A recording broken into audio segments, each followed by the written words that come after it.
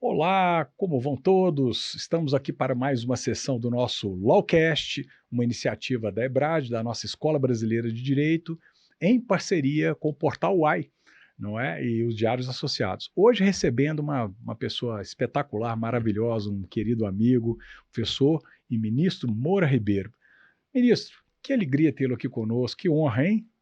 O gosto é todo meu de estar aqui num ambiente muito agradável, né? Um belo de um estúdio, para mim é satisfação muito grande, gosto mesmo de estar aqui na sua companhia, professor.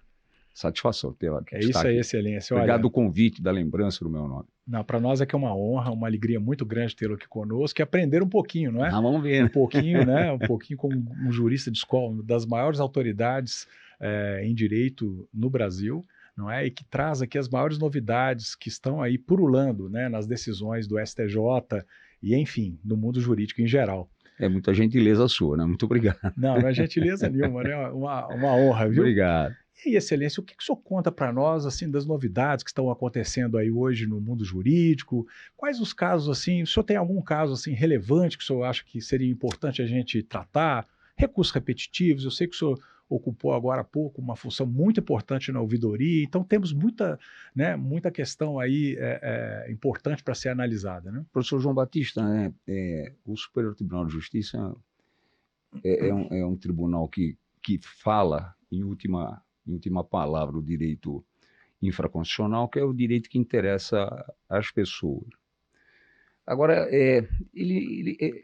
no artigo 105 da Constituição não fica bem esclarecido essa função dele, se é um tribunal de cassação, como a gente tem na Europa, né?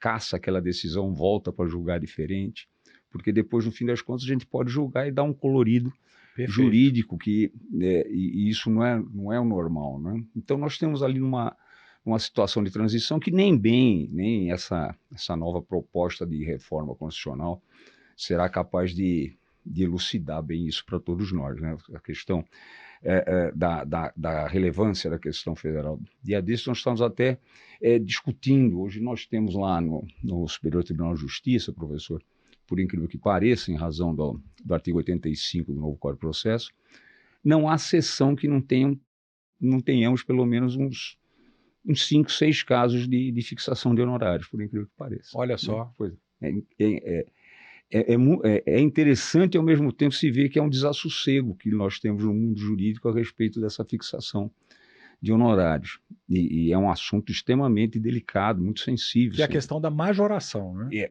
Exatamente. E até quando, né? Porque se de um lado o código fala em resolução, solução de mérito, de outro lado nós temos situações que há uma impugnação de valor da causa, a parte não recolhe,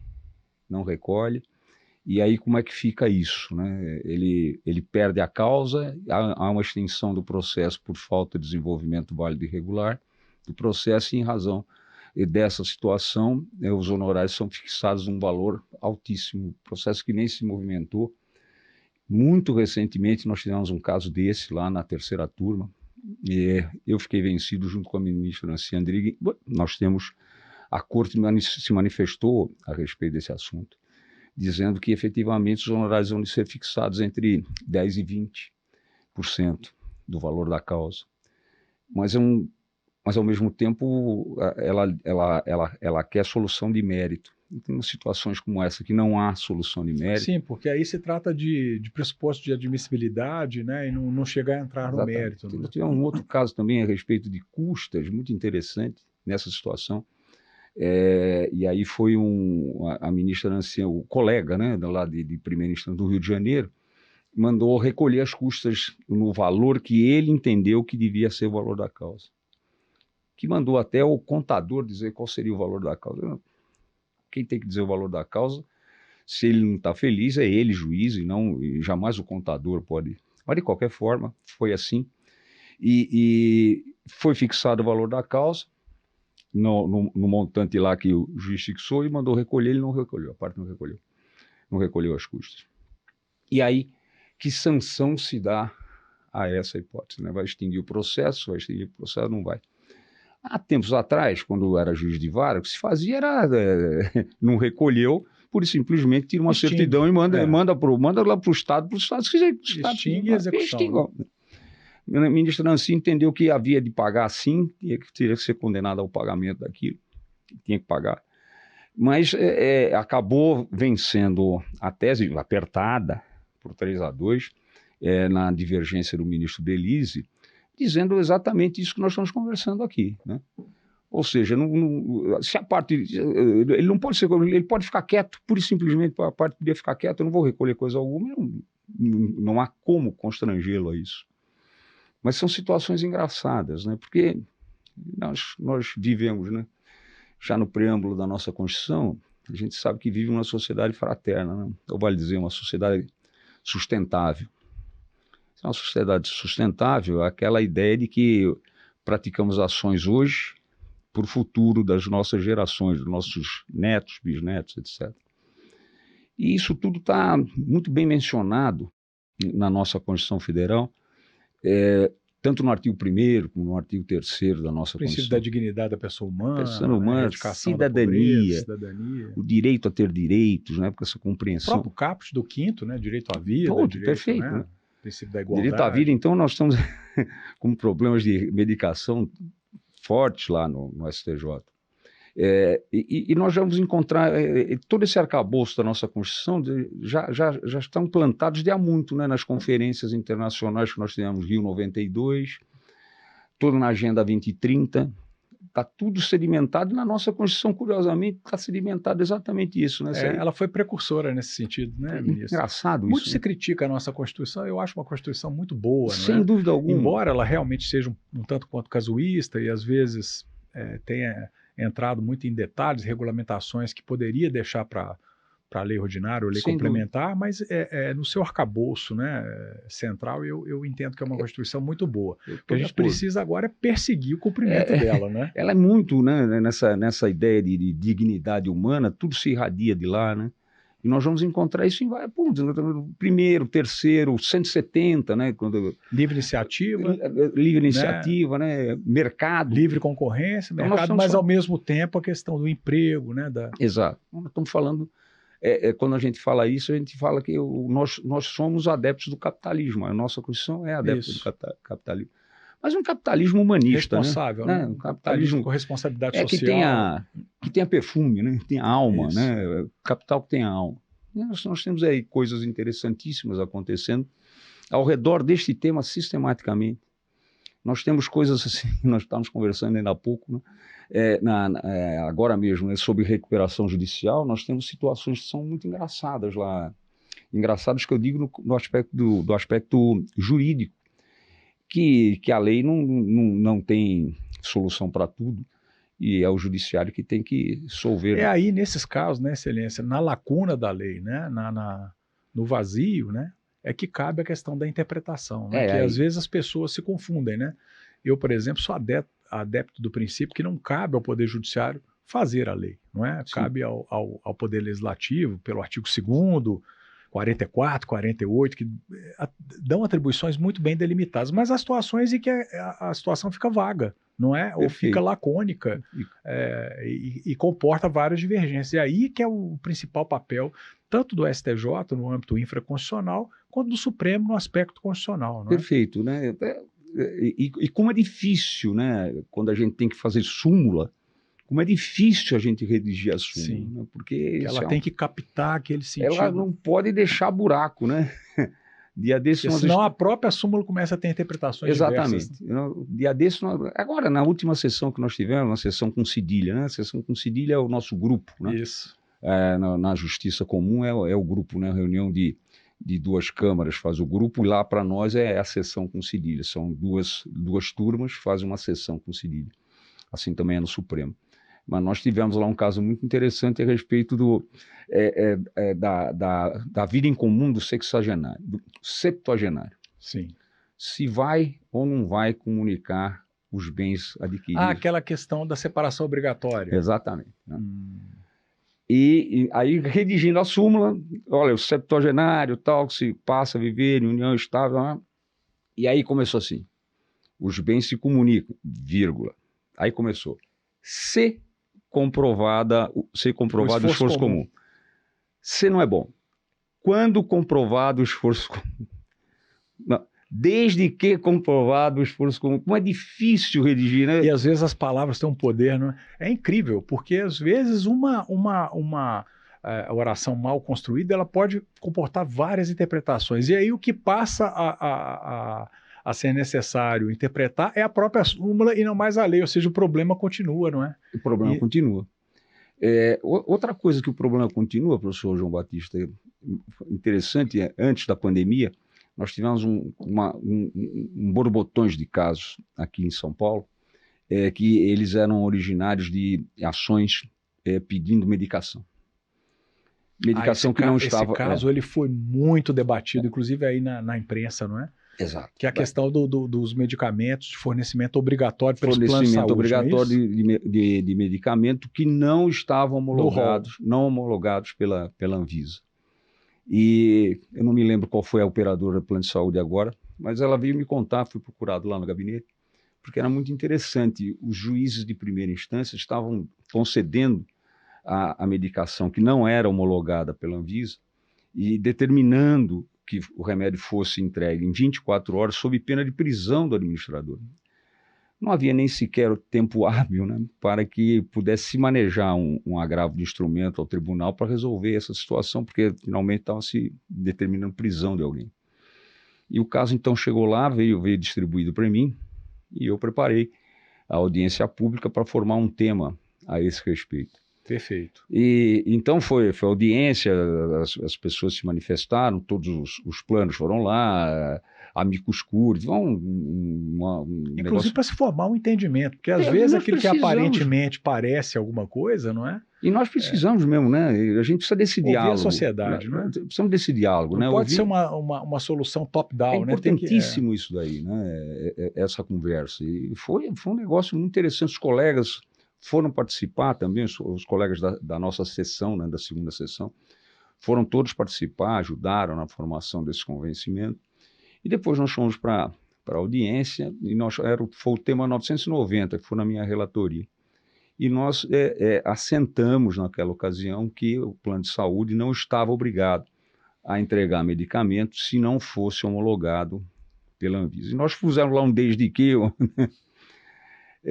mas uma vez homologado esse medicamento, não seria mais necessário de forma alguma a repetição do pedido judicial.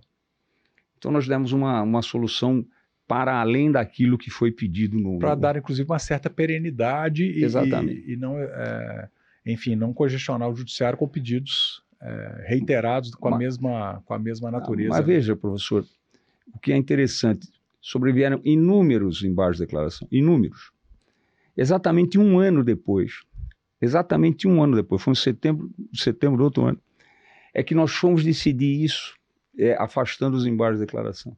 E aí é que transitou em julgado. Quer dizer, então foi uma coisa extremamente importante, socialmente importante, é uma função digna do nosso Tribunal da Cidadania, ele se presta a isso mesmo. Mas a resposta que nós demos à sociedade, para mim, com todo respeito, não foi uma resposta... Não chegou a alcançar o desiderado. Exatamente.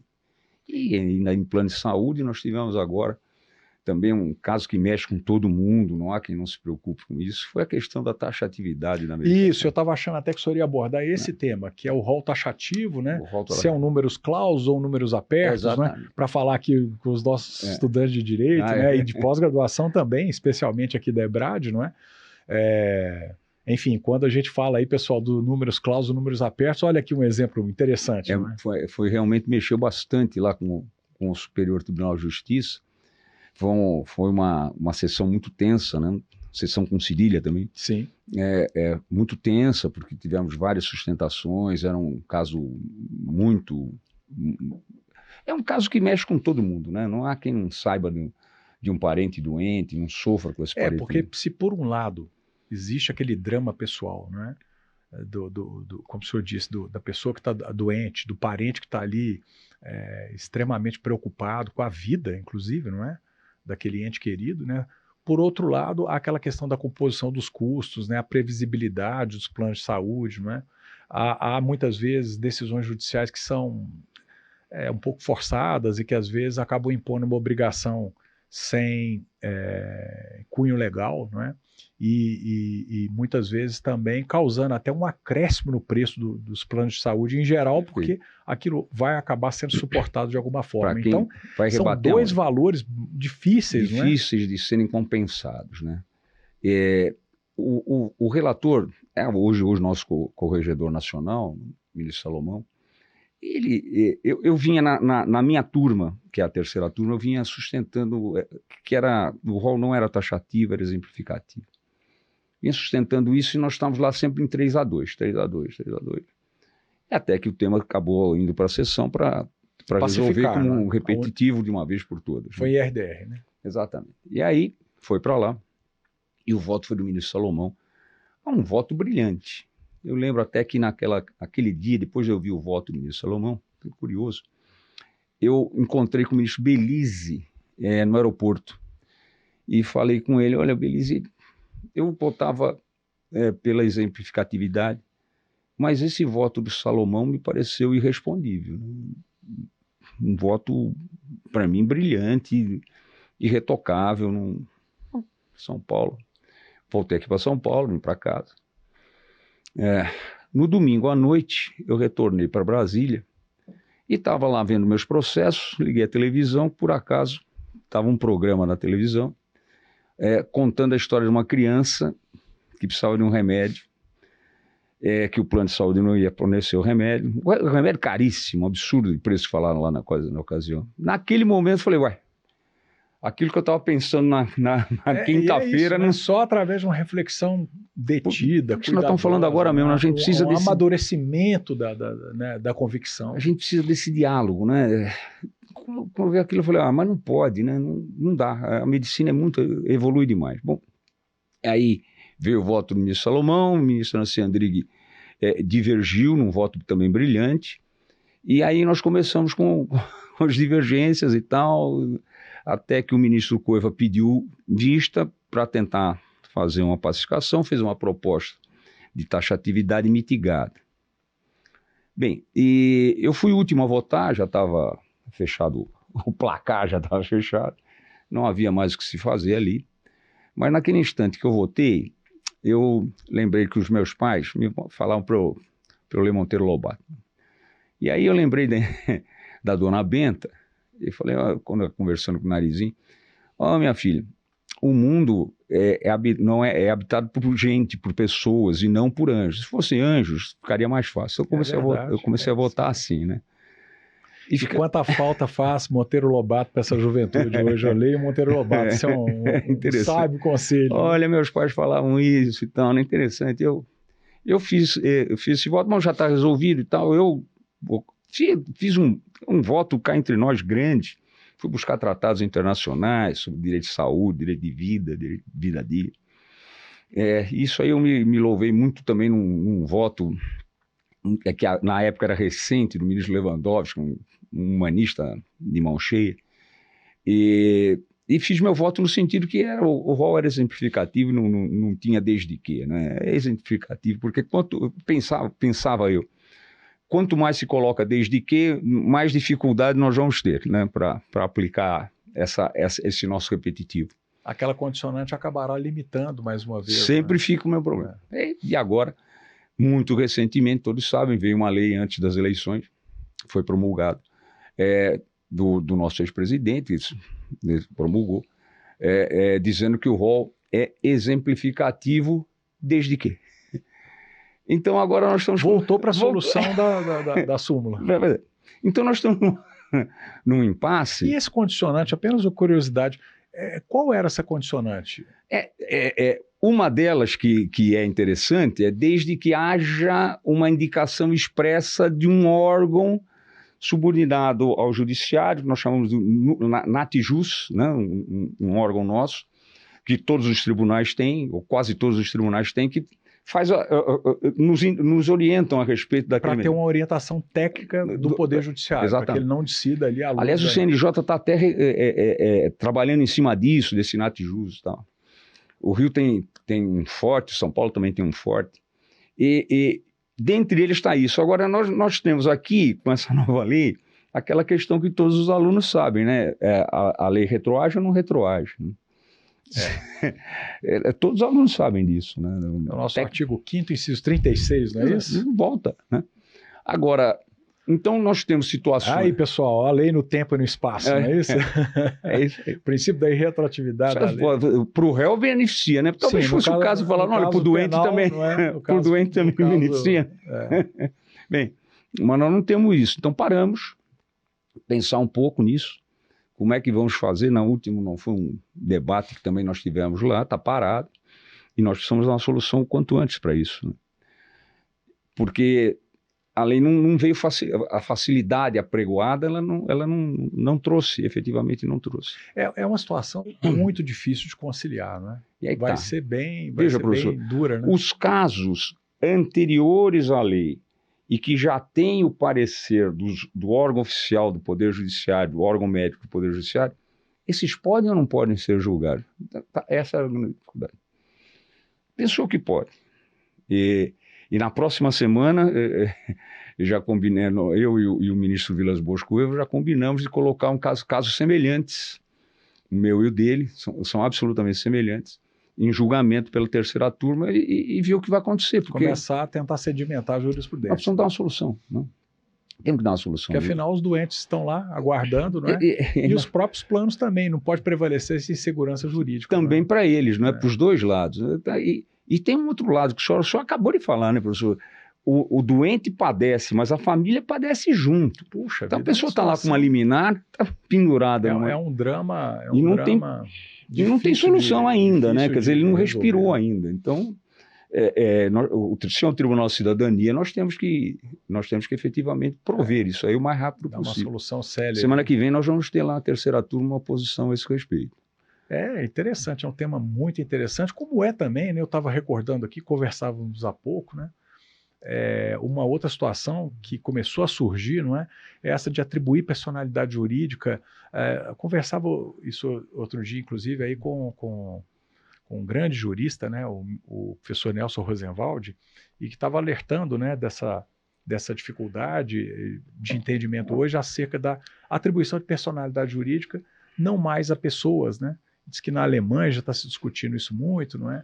E, ao que parece, isso começou a chegar no STJ, não é? Já chegou um caso desse, foi da relatoria da ministra Nancy Andrighi, a quem rendo minhas homenagens, e era um caso interessante porque um casal, um homem e uma mulher, que viveram juntos por algum tempo e resolveram criar cães para ganhar dinheiro com esses pets, né?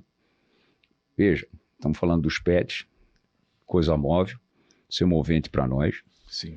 Objeto de compra e venda. Objeto de compra e venda. Bens tangíveis. Pode ser comprado, vendido. E aí, a grande discussão que nós tivemos é que esse casal, que viviam em união estável, resolveram se separar e os pets ficaram com o companheiro. Um belo dia, a companheira foi lá e retirou os pets da casa do companheiro e levou para a casa dela. 4 anos e 7 meses depois, ela resolveu pedir pensão alimentícia para os cães. E a ministra Nancy Andrighi, num belo estudo, fixou um prazo de prescrição para essa pensão de 20 anos. O ministro Vilas Boas Coelho, que tem doutoramento na Alemanha, um grande jurista, né? Maravilha. Fez um estudo espetacular, falou, não, prescrição, no caso, é de 5 anos. E o ministro Belize pediu vista. Porque estávamos, nesse caso, a discutir a prescrição. Só a prescrição. E não o direito em si. Né? O mérito da coisa está beirando o mérito, né? Prescrição também ali, né? Estão discutindo, já prescreveu esse direito postular ou não prescreveu esse direito postular. Bom, o ministro não se afastou, dizendo que não havia prescrição, foi um prazo amplo. Também o ministro Vilas Boas Coelho afastou também, um voto maravilhoso, ele foi buscar doutrina de estrangeiro, espetacular. E o ministro Belize pediu vista. E eu já estava cismado quando li a inicial e quando vi a discussão que se travava, eu imaginava assim, como o ministro Belize apresentou o voto dele, no sentido de que não se podia nem falar em obrigação, porque houve a tradição da coisa móvel, por ato violento ou não, o fato é que saiu da posse do companheiro e foi para a casa da companheira. Então, para se falar em prescrição, nós precisamos saber se só tem obrigação antes de mais nada. É porque a questão passa, inclusive, se é processual, né? Exatamente. Se o pedido é juridicamente possível ou não, né? Porque a prescrição já é uma prejudicial de mérito, né?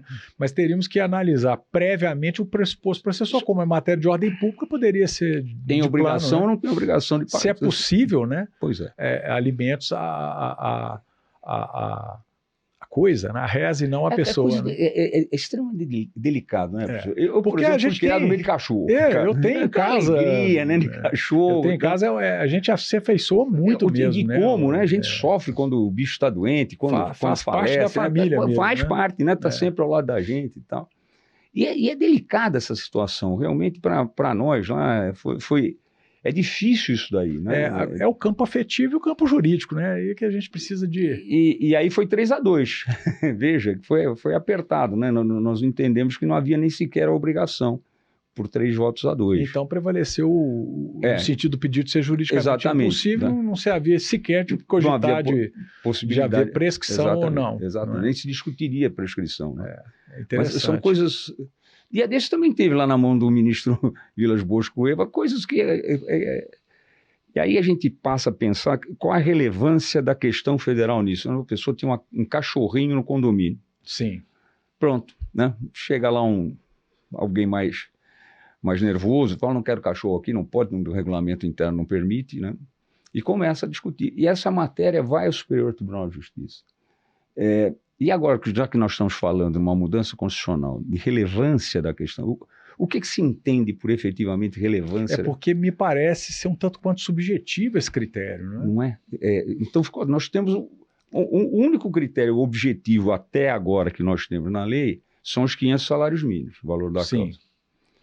Mas é que a parte pode ir ao Superior Tribunal de Justiça desde que corrija o valor da causa, aumentando o valor da causa, para poder passar dos 500 salários da época do recurso especial. Então, veja, professor, é objetivo e não é. Eu acho que a pessoa fica, no fim das contas, a pensar, será que vale a pena aumentar esse valor, pagar mais custos? E as custas no Brasil, ontem eu estava com o presidente do Tribunal de Justiça de São Paulo, está fazendo um projeto de lei para aumentar o valor das custas, né? Atualizar o valor das custas. São baratíssimos. Ele estava me falando o quanto paga para um agravo. É barato, realmente é barato. Mas também é difícil esse tema, né, da justiça ser gratuita para todas as pessoas ou não ser gratuita. Tem que pagar alguma coisa. É outro tema delicado, não é? Porque ao mesmo tempo que a gente tem aí a questão social, né? O que é barato para um, às vezes é caro para outros, então você acaba limitando o acesso ao judiciário, mas por outro lado, o judiciário tem que se custear, não é? Pois porque senão toda a sociedade às vezes acaba pagando por uma litigação exacerbada, não é, desmedida, às vezes movida por capricho, não é? O ministro Marco Buzzi, que é um craque na questão dos métodos alternativos de solução de conflitos. É um grande mestre, viu? O ministro Buzzi aqui, reitero aqui ao vivo e no ar, não é o convite para fazermos aqui exatamente esse mesmo bate-papo e desenvolvemos aí um projeto de mediação. Ele é um craque nesse tema, né? Realmente é um craque. E ele tem várias posições, é muito interessante a visão que ele tem. Olha, fazer conciliação se faz em qualquer lugar, faz na farmácia, faz no shopping, faz onde for mais acessível para as pessoas. E a respeito de mediação, hoje, nessa alteração legislativa que nós tivemos na recuperação judicial, hoje a possibilidade nesses métodos alternativos de solução de conflitos são extremamente bem-vindos. Nós tivemos exemplos maravilhosos, o ministro Buzzi pode até falar, a Oi foi um exemplo sensacional de conciliação que deu um resultado espetacular, né? Saindo daquele litígio tradicional que a gente conhece, que precisamos também ter esse outro lado, né? O ministro Marco Buzzi fala, entrar no judiciário é fácil, né? Porque as faculdades estão aí, as universidades estão aí para O demonstrar. amplo acesso, né? A sua universidade, eu passei agora mesmo, vi o escritório jurídico, uma maravilha. Exatamente, né? o nosso núcleo de prática jurídica. Atende com brilhantismo, né? Os estudantes têm vontade de trabalhar nisso daí. A gente nota, né, que o esforço deles de prestar o melhor serviço e o próprio esforço da instituição em prestar o melhor serviço. O problema é sair do judiciário. Né? O problema que nós temos de liquidação de processo, cumprimento de sentença, valor, para mim, eu acho que nessa mudança que nós tivemos no novo código, eu acho que nós deveríamos ter só uma coisa, porque se eu fui condenado, pelo menos eu imagino que eu saiba fazer o cálculo que eu acho que eu devo. Então, eu acho isso, se eu sei fazer o cálculo, eu deveria estar aqui, está pago, não é depositar. Ah, sim. Eu estou depositando para pagar, está aqui, pode levar. Se for mais, depois o senhor explica. O senhor diz que é mais, não é, e a gente poderia fazer até aquele 745 do velho código, né? Aquela mudança, né? Aquela mudança hoje também tem no novo código, né? É 745A, né? Tem um novo código, também tem. Se tiver alguma diferença, como faz na consignação em pagamento, né? Se discute só tá aqui, eu acho que eu devo não isso. É integral. Se ele faz a impugnação, fala, não é 100, é 120. Opa, tá aqui, né? Complemento. Porque não é... As discussões que nós temos a esse respeito são impressionantes. Fica mais ou menos como Tostines, né? É mais fresquinho, porque vende mais porque é mais fresquinho. Não acaba. Causa e efeito, né? Exato, não acaba, professor, não acaba. E isso é muito ruim. O judiciário fica com uma imagem ruim, porque não acaba o processo.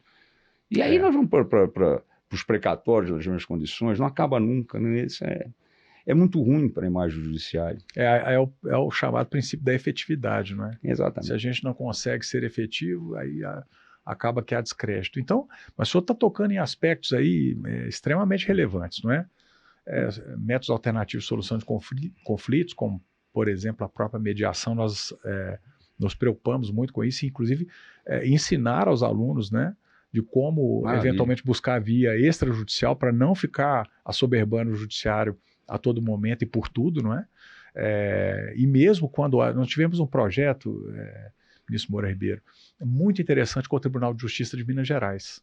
Talvez valha a pena, vou levar isso aqui para o ministro Buzzi, que é o seguinte, foi um projeto, uma vara se candidatou, né, com a anuência, obviamente, da presidência do tribunal, isso em Belo Horizonte.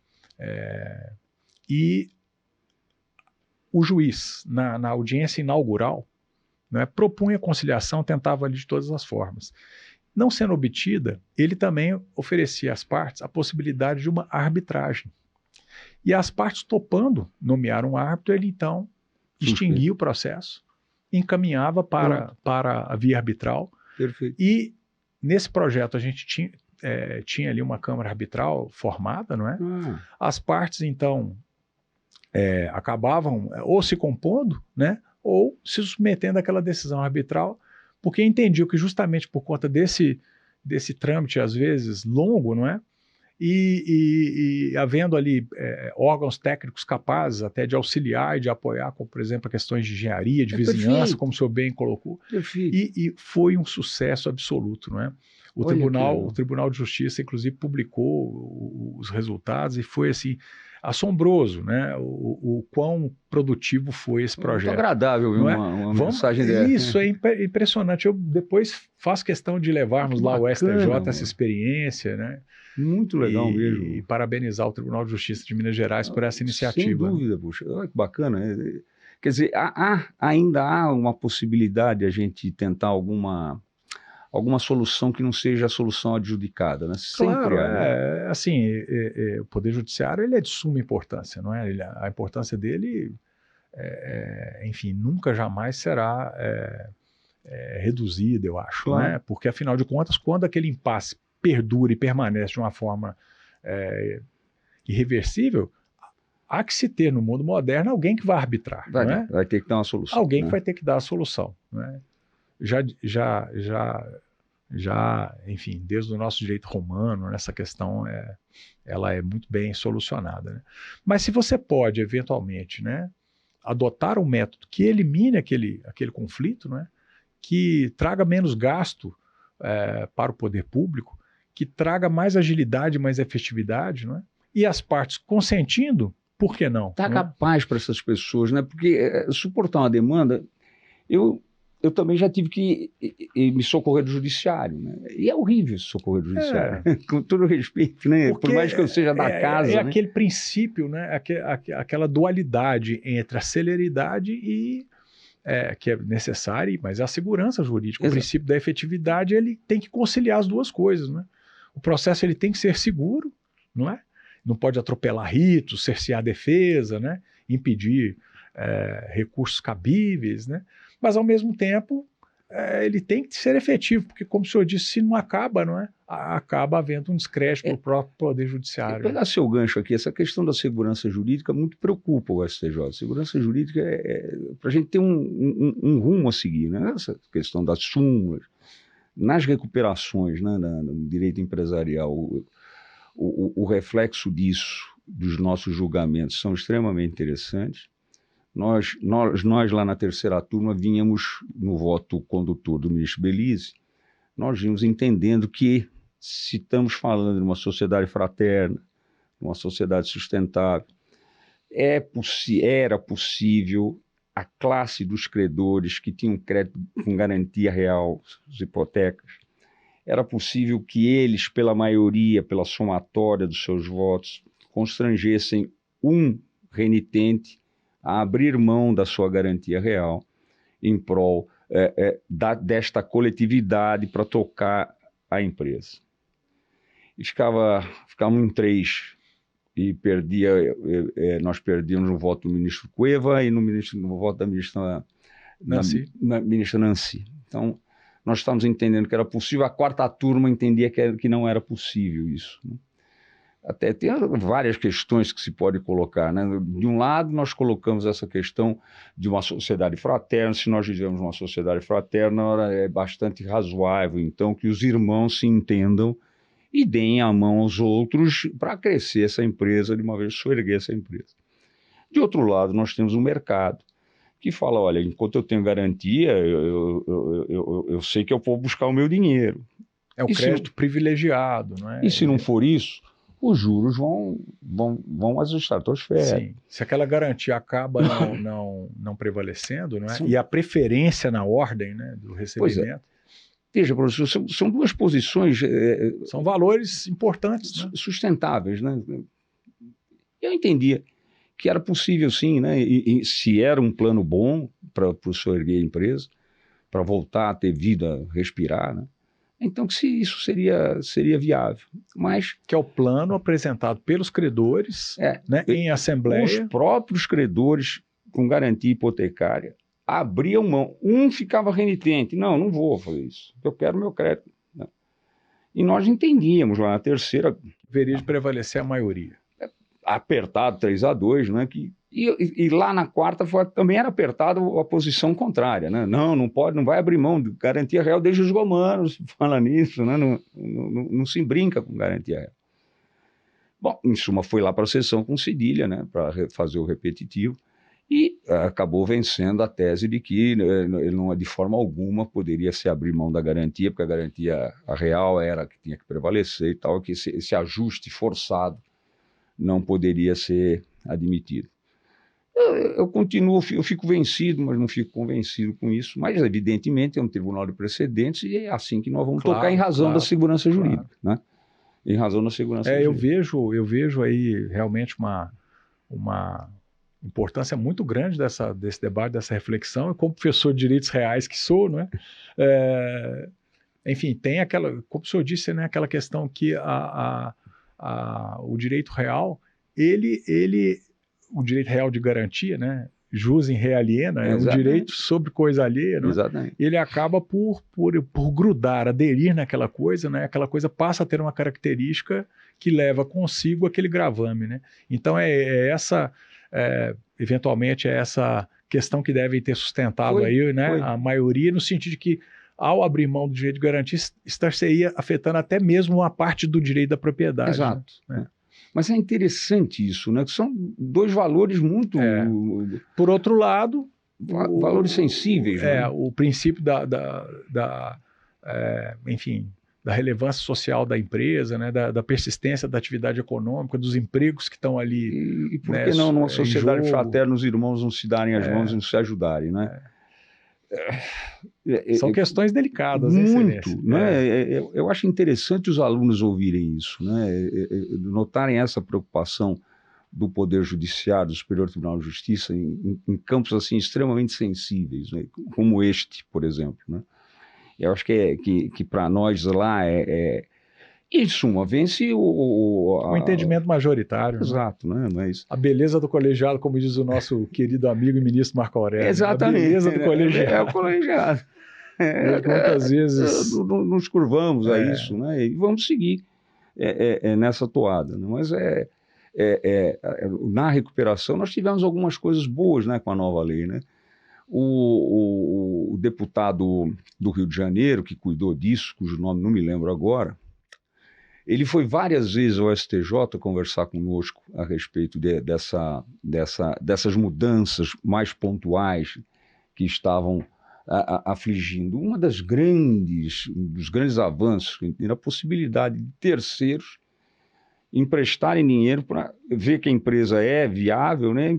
Vem de fora para ajudar aquela empresa a se soerguer, porque ali ela sabe que ela vai conseguir depois até ter um investimento produtivo. Então essas coisas me pareceram assim, essa eu acho muito uma grande inovação. São os métodos alternativos dentro da recuperação judicial, também um grande avanço que nós tivemos. E tem um debate muito interessante também, que é a possibilidade de recuperação judicial de pessoas jurídicas sem finalidade econômica, né, das associações, por exemplo. Né? E aí nesse campo tem um outro aspecto dessa na recuperação judicial que me parece também muito relevante, que veio acontecer na nossa legislação. Não só um terceiro poder vir ajudar a empresa, como atividade do recuperador, né, do administrador. O administrador hoje não é uma pessoa mais parada, né, ao contrário. Né? Então, aqueles que trabalham no ramo, hoje eles têm que ter contadores, peritos, engenheiros, né, para mostrar ao juiz... É uma equipe de prestação de serviço. É uma equipe que está atrás do juiz, né? Da confiança do juiz, porque o juiz que indica o seu administrador, e é interessante porque o judiciário não tinha isso, né? Então, uma das nossas conversas, né? Dentre elas, uma outra, o pedido de recuperação por si só não poderia ser... Vamos examinar primeiro se é viável esse pedido de recuperação. Porque tocar o processo que não é viável... Afinal, se descobre que não vai nada, não adianta nada. Né? Então, convola em falência, bom, e daí? Né? Então, seria... nós batemos bastante nisso, mas não foi feliz. Mas, de qualquer forma, hoje, o administrador judicial exerce esse papel ativo. Né? Ele tem a função de tocar o processo, mas tocar o processo com segurança, mostrando para o juiz que aquele plano é possível sim, porque todos os cálculos... É interessantíssimo isso, né? Os cálculos que ele apresenta. Não é uma intuição, é uma convicção técnica. Não é um administrador qualquer, né? O administrador não pode ser perito, não pode ser contador, não pode... Então ele tem toda uma equipe atrás dele para mostrar e essa ideia de fazer o sucesso da recuperação. Não somos só nós, né? Na União Europeia... Em todo o mundo, os Estados Unidos, todo mundo tem grande interesse na recuperação da empresa.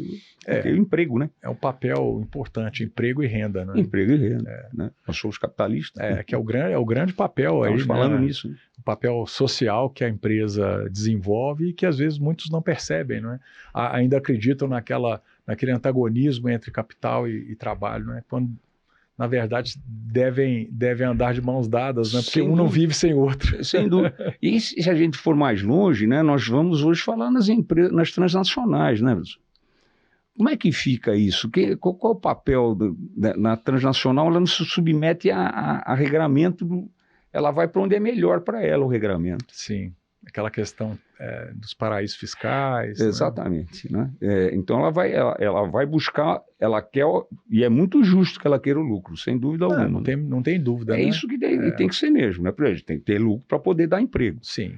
Agora, ela vai para onde ela quer, né? Onde é melhor para ela, e não há no mundo ainda um foro para resolver essas coisas, não é? Nós temos muitos tratados, principalmente no campo trabalhista, nós temos inúmeros tratados a respeito de garantia de emprego digno, mas nós não temos que porta bater no campo internacional. As convenções da OIT, né?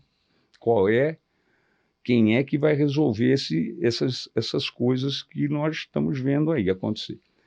Casos como de carros que dão problemas, né, começaram lá nos Estados Unidos nos anos 60, a esse respeito, e nós não temos o foro onde se vai se debater isso.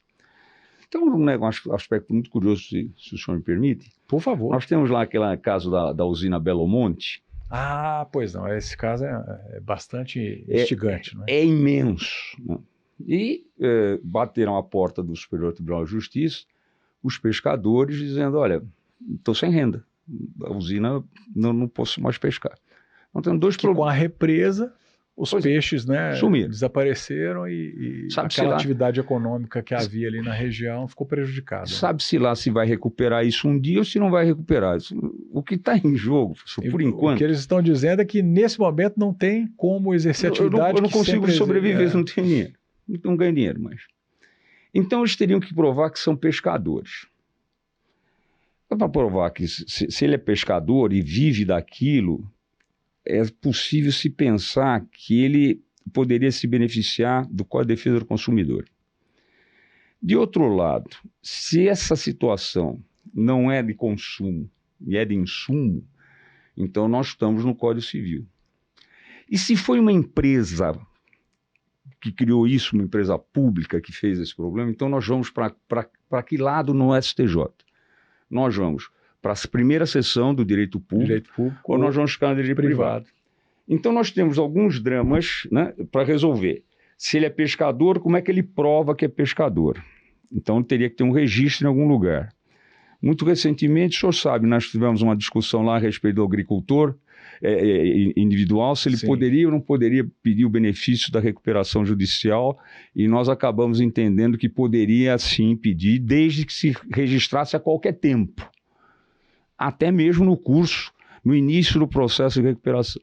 Eu pensei assim, pensei em voz alta, que ele demonstre que é pescador a qualquer tempo, nas mesmas condições. Não, mas não é isso que está em jogo.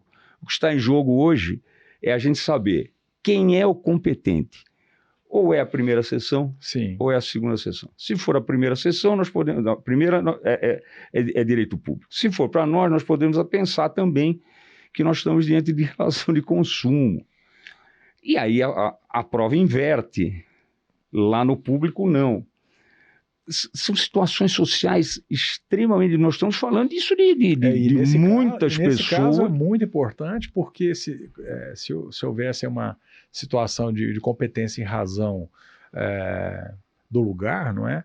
Você poderia, às vezes, até num eventual arguição de nulidade futura, se aproveitar os atos. Perfeito. Mas se tratando em razão da matéria, exatamente. Não ficaria nulo ex radice, né? Desde lá. Né? Então, e também nós vamos resolver isso até o final do ano, porque esse é outro assunto que preocupa muito o Superior Tribunal de Justiça, a todos nós. Agora, o Código de Processo não tem um remédio para isso, né? É verdade. Não tem um remédio rápido para isso, né? Não tem. Pensando assim de uma forma rápida, me parece uma questão de responsabilidade civil, não é? Vamos forçar a mão, né? Vamos lá para a corte e resolver isso aí. E o que ficar decidido, cumpra-se, né? Pronto, vamos cumprir. Né? Agora, que precisa dar uma resposta em razão de segurança jurídica para essas pessoas, é verdade. Que é pelo caminho A ou B, né? Mas nós precisamos dar essa resposta. Porque a questão probatória, ela é preocupante, obviamente, mas ela já é uma questão, vamos dizer assim, de um munus processual, não é? Exato. Agora, essas questões precedentes são mais relevantes ainda, né? Porque se você não tem o processo, a constituição válida e regular do processo, sequer, né, há o processo. Ainda nem começou, né, professor? E nós precisamos dar uma resposta já para essa pessoal, não é? Porque finalmente eles vivem estão disso. dizendo que, olha, puxa vida, minha subsistência está comprometida. Exatamente, e eu não tenho né? sequer a quem recorrer. É a dele, da família dele, né? De outros tantos que... Esse campo, o senhor cuidou de umas coisas muito interessantes, e outra coisa que me parece, não sei se chegou ao STJ ainda, é se a relação de um titular de uma rede social com aquele aplicativo ou aquela rede social é uma relação de consumo. Porque o que muitos sustentam, as redes, né? Não, eu não cobro nada pelo login, pelo canal do YouTube, etc. Então, não seria uma relação de consumo. Só que o STJ já tem uma jurisprudência muito interessante, dizendo não se trata de uma remuneração, não é?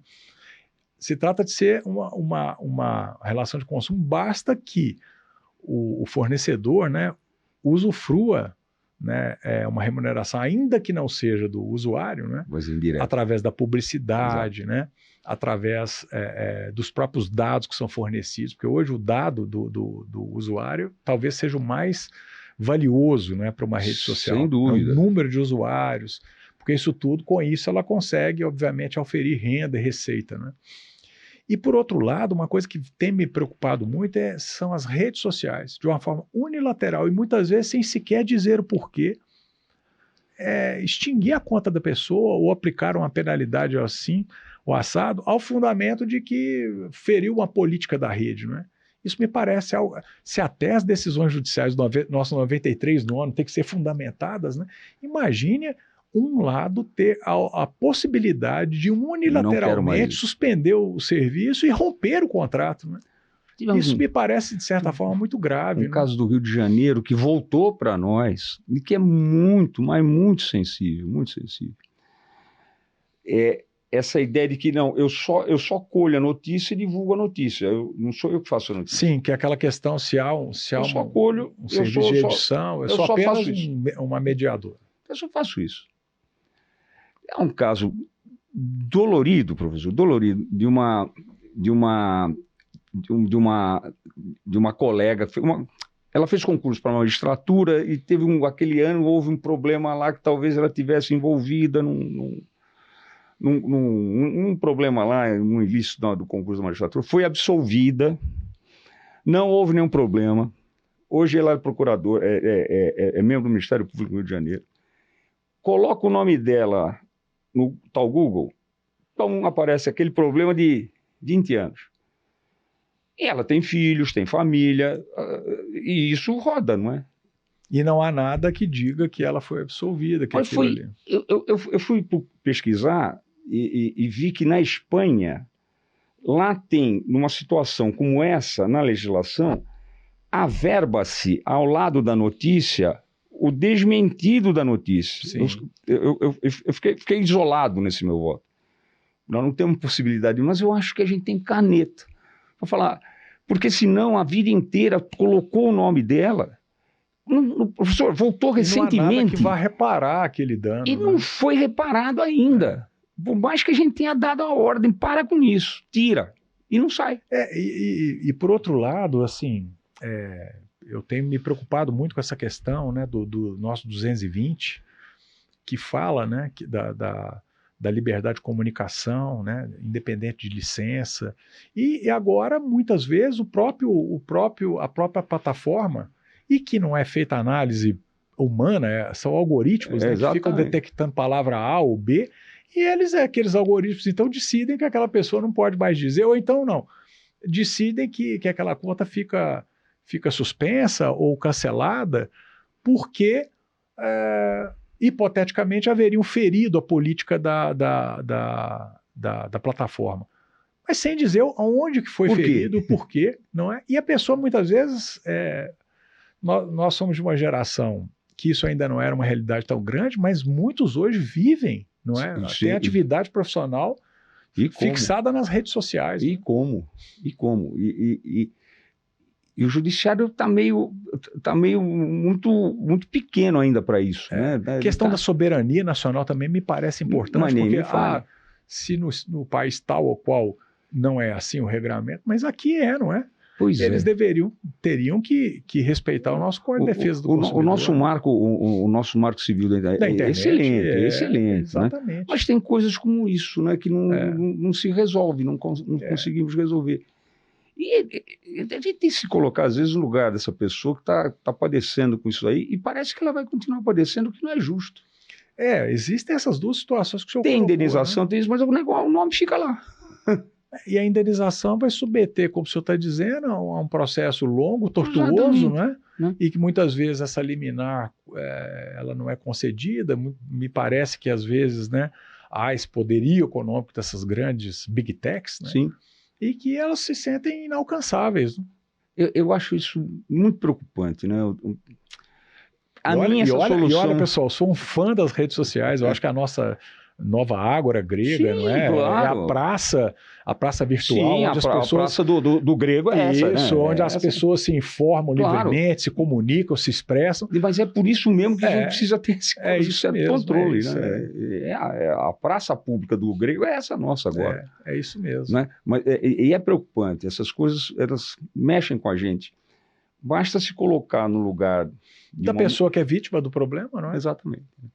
Como o senhor estava dizendo no caso dos pescadores, imagine a pessoa que tem um canal no YouTube que tem milhões de assinantes, não é? Que a receita advém daquilo, a plataforma vai lá e cancelou e se digna dizer o porquê. Exato. Eu tive um caso recente de um cliente, eu falei assim, mas qual foi a explicação? Não, eles sequer respondem. Não dá nem satisfação. Aparece e a gente não sabe nem onde é o endereço da... E aí vem aquela questão que o senhor está dizendo, mas como é que eu vou citar, como é que eu vou... Não tem sequer sede ou representação no país. Tudo que nós aprendemos a respeito de domicílio, né? Exatamente. Vai por água abaixo, né? Não tem domicílio, não precisa ter. A questão da competência, ela fica comprometida. Uma das coisas que me chamam a atenção, um belo dia eu tive um problema lá de uma liquidação, e a empresa imensa, que eu não vou dizer o nome dele, mas ela não tinha conta corrente. Onde é que ela vivia? Não tinha conta corrente, mas oficia o Banco Central, não tem conta corrente em lugar nenhum. Não é possível, né? Onde é que seria isso? Como é que...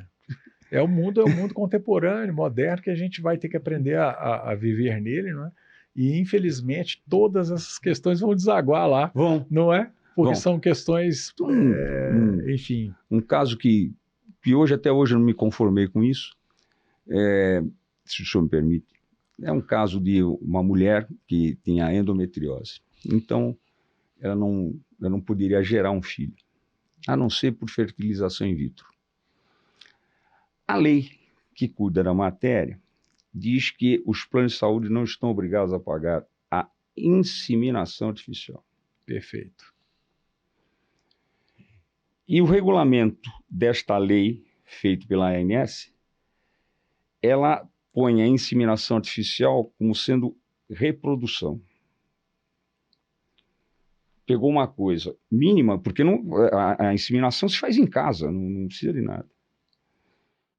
E ela pegou esse termo e jogou como se fosse reprodução. O gênero é reprodução. Bem, então veio um caso de São Paulo, muito bonito, em que se fez essa separação, né? Olha, uma coisa é inseminação, e ela não está querendo inseminação, ela quer uma fertilização in vitro, aquela que a gente falava antigamente, beber e proveta. E esse daí, como é uma reprodução, ela tem direito a isso, porque é moléstia, está catalogada com se tem CID, e se tem CID, incide o Código de Defesa do Consumidor, essa senhora tem direito a isso. Eu fiz o meu voto nesse sentido. A minha turma entendeu, naquele caso, que era, a quarta turma entendeu que não era. Que não poderia ser obrigado a pagar. E foi lá para a sessão com o CIDI, para decidir esse tema, e nós perdemos. Eu perdi. A minha posição ficou vencido, ficou vencido o ministro Nancy, ficou vencido o ministro Sanseverino. E eu fui o último a votar, estava perdido, estava vendo que estava perdido. Mas como é que o tribunal... Eu falei isso, estou repetindo aqui agora. Sim. Eu não entendo como é que o Tribunal da Cidadania nega a uma mulher o direito de ser mãe, por métodos possíveis. Né? Porque não é possível o regulamento se sobrepor à lei. A lei só fala em inseminação artificial, não fala em reprodução.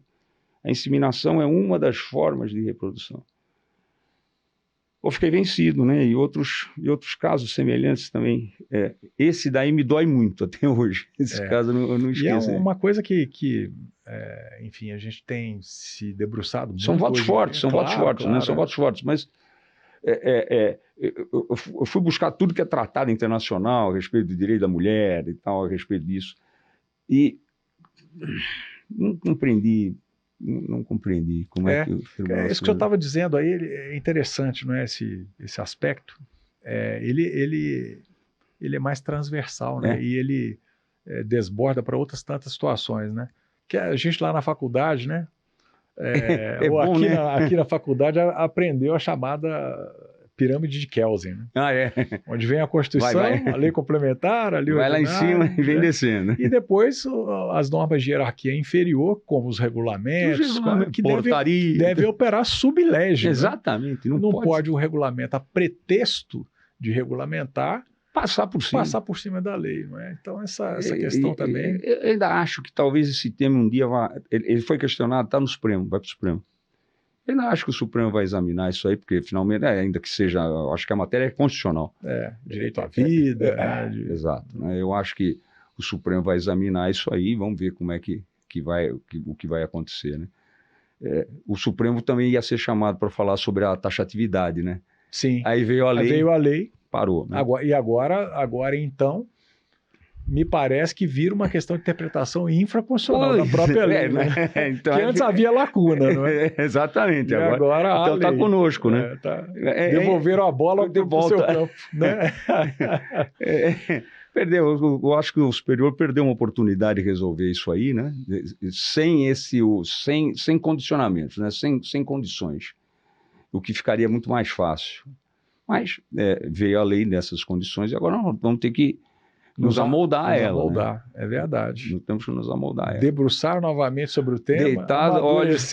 Vamos deitar olhos sobre ela de novo, né? Vamos lá. Olha, ministro Moura Ribeiro, tem alguma outra questão que o senhor acha relevante? Deixar aqui uma última mensagem aqui para os nossos, enfim, estudantes de pós-graduação e graduação aqui da nossa Escola Brasileira de Direito e as nossas instituições da Ânima Educação, não é? Olha, primeiro a alegria, né? Quem é do mundo do direito sabe o quão interessante, o quão bacana é estar no meio da academia, estar no meio dos alunos, né? Ver os olhos dos alunos brilhando, né? Quando a gente está em aula. É muito interessante. Então, vendo uma escola preocupada com essa qualidade de ensino, para mim é muito, muito gratificante poder estar aqui nesse instante. Se há algum aluno ou aluna que esteja nos assistindo e que queira fazer magistratura, que eu espero que tenha alguns. Com certeza teremos muitos aí, né? Nós temos uma magistratura que está muito achincalhada, aviltada, injustamente achincalhada e aviltada, porque o judiciário é o fiel da balança. Essencial, não é? Nós vimos nessa pandemia o quão importante foi esse fiel da balança, né? No curso dessa pandemia, foi a atuação judiciária pelas mãos dos nossos ministros que garantiram o direito à vida e o direito à saúde.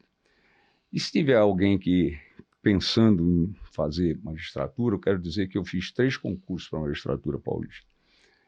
Venho de uma família de médicos na minha cidade de Santos e, conversando um belo dia com o papai me disse para eu fazer direito. Tomei um susto danado quando ele falou para fazer direito. Eu jamais imaginei que ele ia falar, não, vai fazer medicina, né? Bisavô. Aquela tradição, né, da família médica, como tem da tradição da família jurídica, né? E na minha família jamais teve algum advogado. Eu segui o conselho do papai e fui fazer direito. E depois de 2 concursos frustrados, no terceiro eu dei a sorte, né? Eu me agarrei com o meu Santo Antônio. tanto quando o papai falou... Sorte é essa competência que vocês observaram aqui hoje, que tiveram a oportunidade de acompanhar, ou seja, um dos maiores juristas do Brasil. Obrigado. Eu me agarrei com o meu Santo Antônio naquela ocasião, que o papai me falou para fazer direito. Eu falei, bom, então, eu falei para o papai, já que eu tenho que fazer direito, eu quero ser juiz. Também não sei, até hoje, eu não sei como é que isso essa fala saiu da minha boca. E depois no terceiro concurso, realmente eu consegui chegar à magistratura. De 80 classificados, eu fui o 50º. Todos estão a ver que eu não fui bem no meu concurso, né? Nada de extraordinário, muito ao contrário. É um concurso dificílimo, não é? É bem ao contrário. O fato de estar entre os aprovados. O bom mesmo é que eles são os 10 primeiros, né? E tal. Mas, de qualquer forma, eu sempre... aquela história do correr e não se cansar. Então, eu fiquei muito feliz sempre, né, de pertencer ao meu Tribunal de Justiça de São Paulo.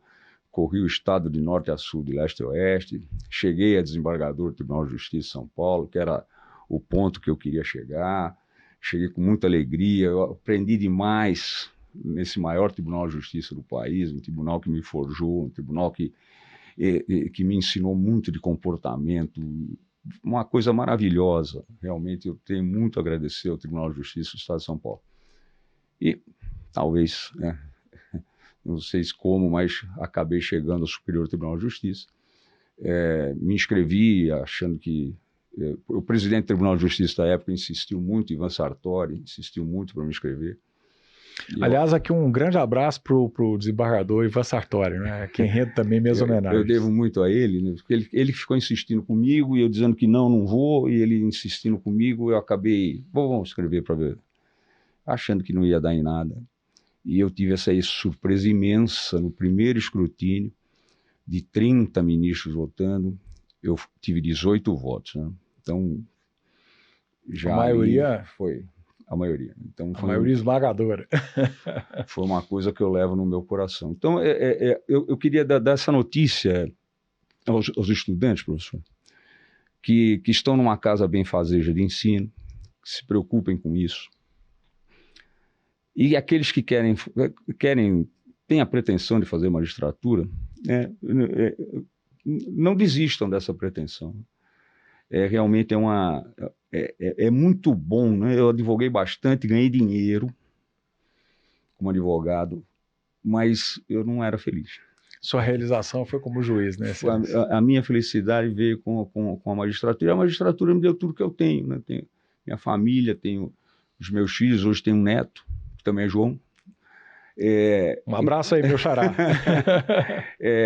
Olha, não desistam do sonho de vocês. Vocês vão ter um diploma que vale ouro, mas precisa ser bem usado, né? E usado com essa dignidade que nós imaginamos do talento, da bondade dos advogados.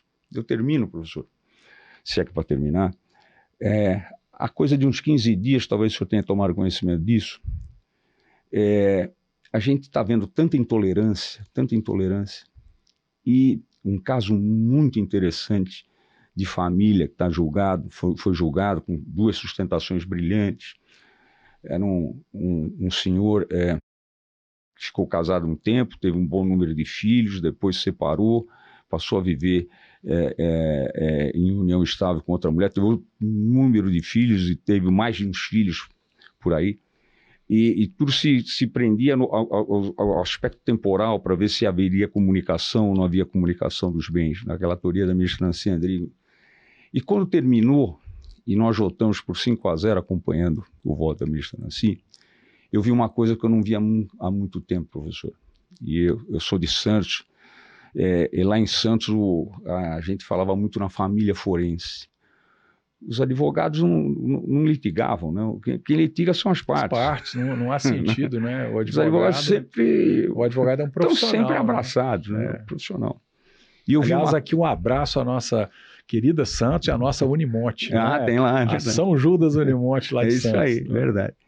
E eu vi, ao final, 5-0, os 2 advogados se cumprimentaram sorrindo, com afetuosidade. Eu, naquele instante, eu pedi ao presidente, que é o ministro Vilas Boas Coelho, eu falei, presidente, por favor, me dá a palavra. Faz tempo nesse mundo com tanta intolerância que nós não vemos dois advogados se congratulando no Tribunal da Cidadania, né, se abraçando afetuosamente. Isso aí correu em muitos lugares, talvez o senhor tenha tomado conhecimento disso. É aquele brocado, não é, Excelência, que eu acho que é uma máxima que é atual e muito adequada ao mundo de hoje, né? As ideias brigam, as pessoas não, né? Isso. Né? Então, eu acho que existem duas situações muito interessantes, não é? A primeira, de achar que todo mundo tem que pensar igual, e quem pensa diferente de mim é meu inimigo. Né? Eu brinco o seguinte, né? Puxa vida, imagine, toda a ciência e a sociedade nasceu em torno do debate. Exatamente. Um debate livre, respeitoso. O que precisa de haver é respeito. Né? O que precisa de existir é urbanidade, não é? Como o senhor disse, tolerância com o outro. Né? O pensar diferente é um estímulo. Né? Quem estava certo? Newton ou Einstein? Exato. Não é? Pronto, já para por aí. Não é verdade? Edison ou Tesla? Pronto. Não é? É tão bacana. Trazendo aqui para o mundo do direito e aqui para a minha matéria, disciplina de direitos reais, não é?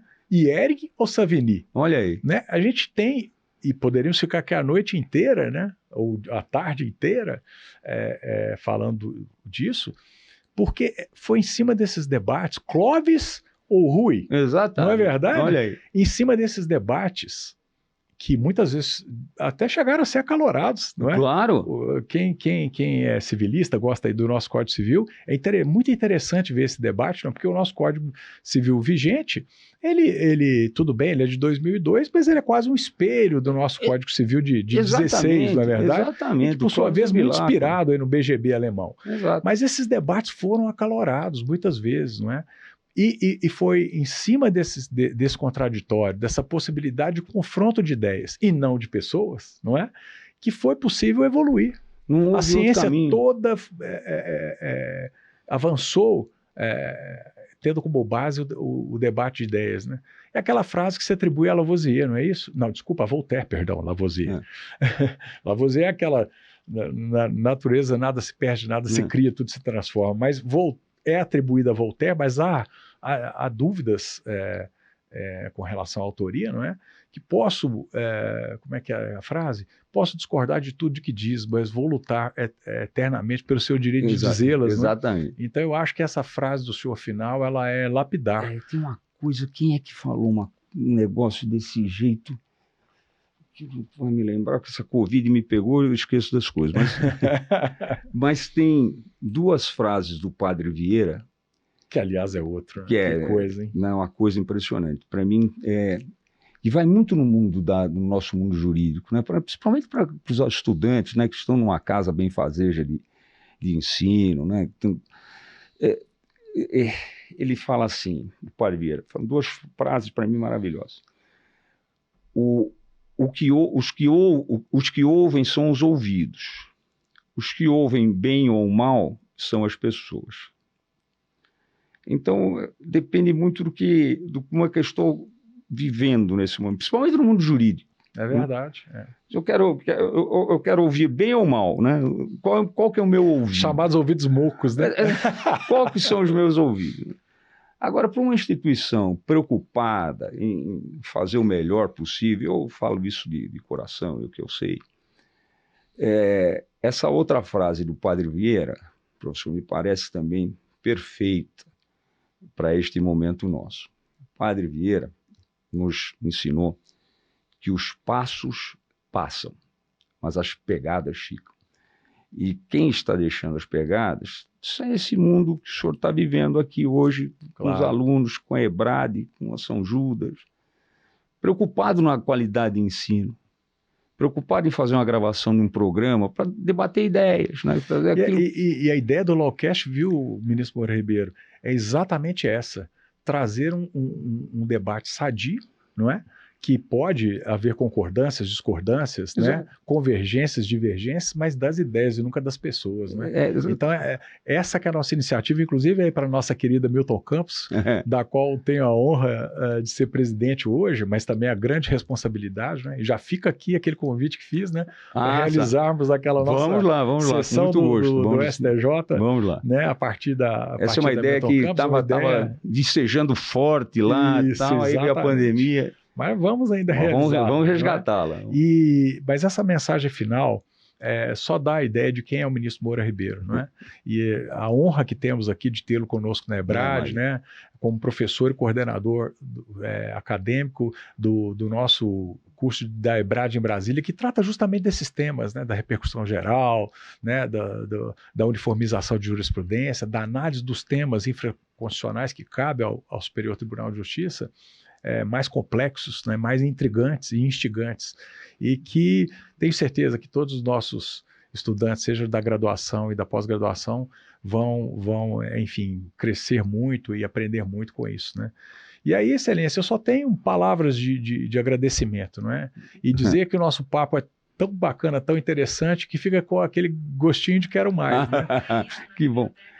Olha aí, até a Siri entrou aqui, falando em Big Techs, até a Siri já se meteu aqui na conversa. Né? Mas eu queria agradecer imensamente, né, a sua presença aqui no nosso LawCast, dizer que para nós foi uma honra, uma alegria imensa tê-lo aqui conosco. E já fica aqui o convite para uma próxima oportunidade. Prometo também ir lá a Brasília, bater o nosso papo e conversar, inclusive, com o ministro Buzzi para o nosso projeto de mediação. É isso daí. Muito obrigado. A alegria foi toda minha. Começamos assim, né? A nossa conversa hoje, essa agradável conversa. A alegria toda minha de poder participar, deixar alguma semente no coração dos estudantes de direito, né? Que lutam por dias melhores e por dias melhores na ideia do bem comum, né? Que é aquilo que nós temos na nossa Constituição, temos no Código Civil, e há muito. Esse gosto é todo meu. Pode contar comigo. Sempre que tiver atividade dessa monta, eu estou de mãos dadas com o senhor, professor. Esteja certo disso. Muito obrigado, ministro Moura Ribeiro. Meus caros telespectadores, foi um prazer, uma honra estar aqui mais uma vez com todos, com vocês, não é? E até a próxima sessão do nosso LawCast. Muito obrigado, forte abraço. Um abraço a todos. Muito obrigado, professor, mais uma vez. Obrigado.